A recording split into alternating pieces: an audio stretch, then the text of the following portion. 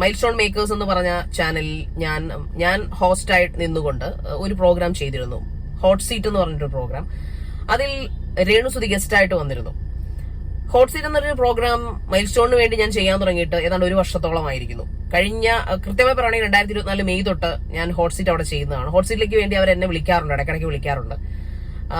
അവരുടെ freelance anchor ആയതുകൊണ്ട് തന്നെ ഞാൻ പലയിടത്തും ഇന്റർവ്യൂ ചെയ്യാറില്ല, അപ്പൊ ഡിബേറ്റ്സും കാര്യങ്ങളൊക്കെ ചെയ്യാറുണ്ട്. അങ്ങനെ ഒരുപാട് ഇന്റർവ്യൂസ് വൈറലാകാറുണ്ട്. ബിക്കോസ് ഹോട്ട് സീറ്റ് എന്ന് പറഞ്ഞാൽ ആൾക്കാരെ നമ്മള് ഈ തീ എന്നാണ് അവരുടെ സിമ്പിൾ പോലും തീയാണ്. അതിലിരുന്നാൽ നമ്മളെല്ലാരും പൊള്ളും. തീ എപ്പോഴും തൊട്ടാ പൊള്ളും, നമ്മുടെ കൈ പൊള്ളി കൊടുക്കും അല്ലെ. അതാണ് അതിന്റെ ഒരു തീം, ആ പ്രോഗ്രാമിന്റെ ഒരു തീം അങ്ങനെയാണ്. സോ ഞാൻ ഇച്ചിരി ന്യൂസ് ഈ ഫേസ് പരിചയമില്ലാത്ത ആൾക്കാരൊന്നും ഉണ്ടാവില്ല എന്നാണ് എൻ്റെ ഒരു നിഗമനം. അത്യാവശ്യം ഇന്റർവ്യൂസ് കാണുന്ന ആൾക്കാരൊക്കെ നോട്ട് ചെയ്യുന്നൊരു ഫേസാണ് ശാരികയുടെ. ഞാനും പല ഇന്റർവ്യൂസ് കാണുന്ന സമയത്ത് എനിക്ക് ഭയങ്കര എന്താ പറയുക, ദേഷ്യമോ ഒരു വെറുപ്പോ അല്ലെ എന്താ ഇവരിങ്ങനെ പെരുമാറുന്നത്, അല്ലെ എന്താ ഇവരിങ്ങനെ ആക്കുന്നതെന്നൊക്കെ എനിക്ക് തോന്നിയിട്ടുണ്ട്. പിന്നെ ഒരു പോയിന്റ് കഴിയുമ്പോൾ എനിക്ക് മനസ്സിലാവും ഹോട്ട് സീറ്റാണ്, ഇവിടെ ഇതാണ്, ഇതിൻ്റെ ഭാഗമാണ്.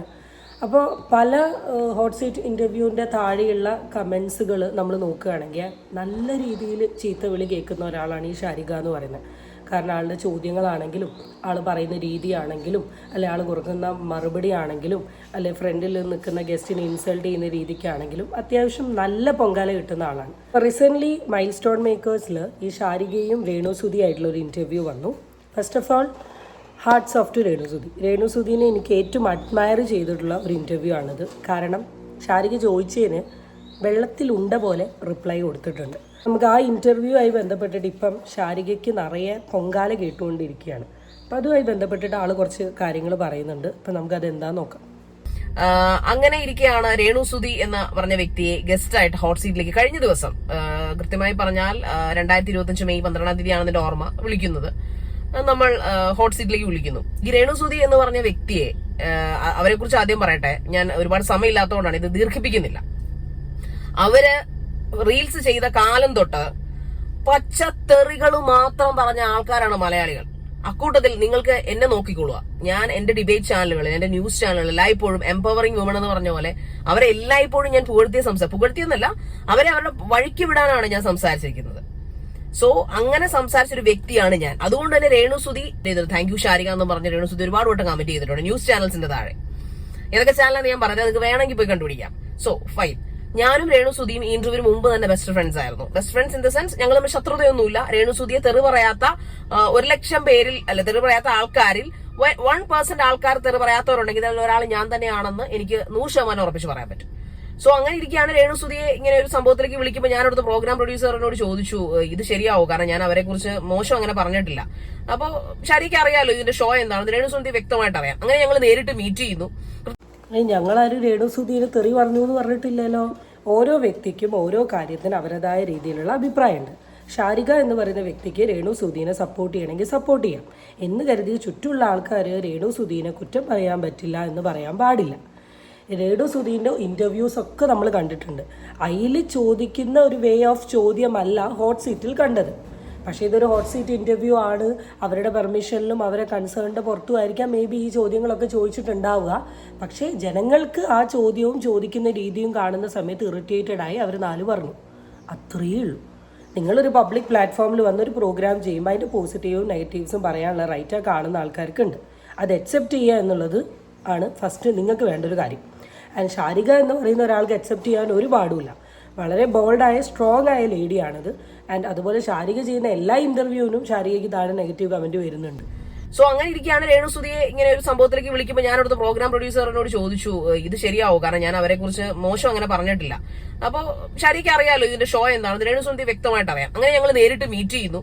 കൃത്യസമയത്ത് തന്നെ രേണുസുതി എത്തി. മറ്റു ഗസ്റ്റിനെ പോലെയല്ല, അവർ കൃത്യസമയത്ത് എത്തി. അപ്പോഴാണ് ഞാൻ അവരുടെ ആ ഒരു വിനയം മനസ്സിലാക്കുന്നത്. ബിക്കോസ് ഷീ സച്ച് എ എന്താ പറയുക ബോൾഡ് ലേഡി.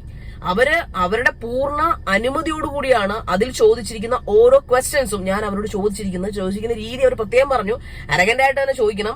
ചുമ്മാ വെറുതെ ഇങ്ങനെ പേടിച്ച് വിറച്ച് കൊഞ്ചിക്കൊടഞ്ഞ് ചോദിക്കുന്ന താല്പര്യമില്ല. ഞാൻ ആയതുകൊണ്ടാണ് ഈ ഒരു ഷീസ് എ ബോൾഡ് ലേഡി. നമുക്കറിയാവുന്ന കാര്യമാണ്. കാരണം ഇത്രത്തോളം നെഗറ്റീവ് വന്നിട്ട് സ്റ്റിൽ അതിൽ ജീവിക്കുന്നുണ്ട്. She's A bold lady.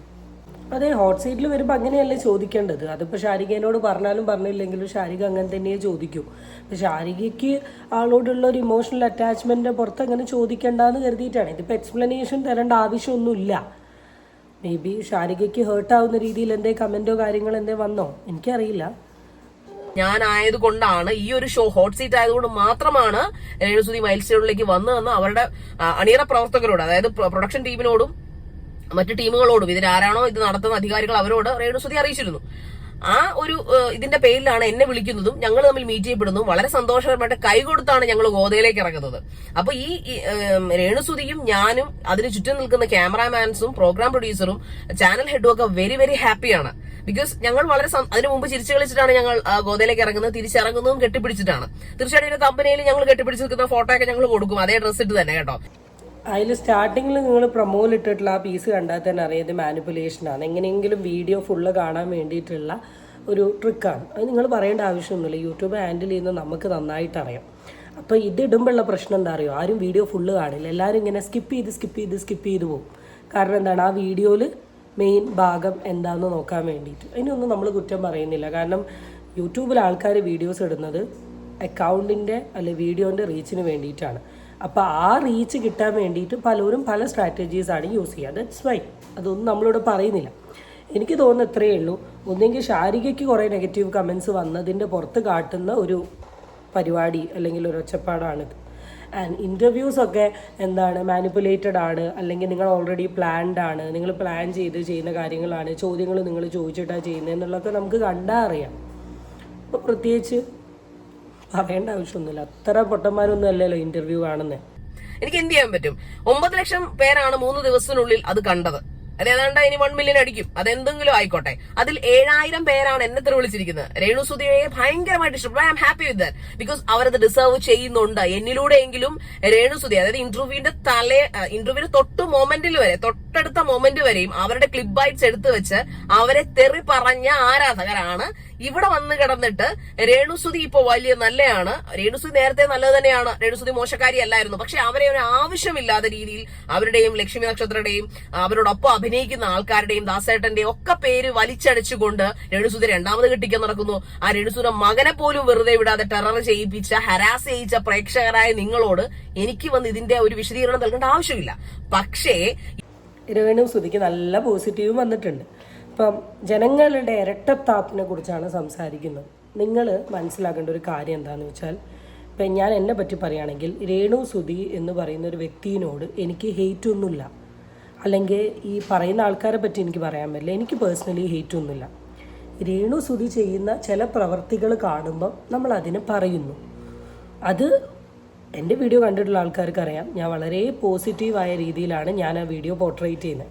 ഒരിക്കലും ഒരു കുറ്റം പോലെയോ രേണുസുതിനെ ഇൻസൾട്ട് ചെയ്യുന്ന പോലെയോ തെറി പറഞ്ഞുകൊണ്ടോ മോശം വാക്ക് ഉപയോഗിച്ചുകൊണ്ടോ ഞാൻ ഇട്ടിട്ടില്ല. എന്നാൽ അതേസമയം രേണുസുതി നല്ലത് ചെയ്യുമ്പോൾ നല്ലത് എന്ന് തന്നെ പറഞ്ഞിട്ട് തന്നെയാണ് നമ്മൾ വീഡിയോ ചെയ്യുന്നത്. അപ്പോൾ നിങ്ങളോടുള്ള അമർഷമാണ് രേണുസുതിക്ക് വന്നിരിക്കുന്ന പോസിറ്റീവ്സ് എന്ന് പറയുന്നത്. നിങ്ങൾ പറഞ്ഞ പോലെ തന്നെ.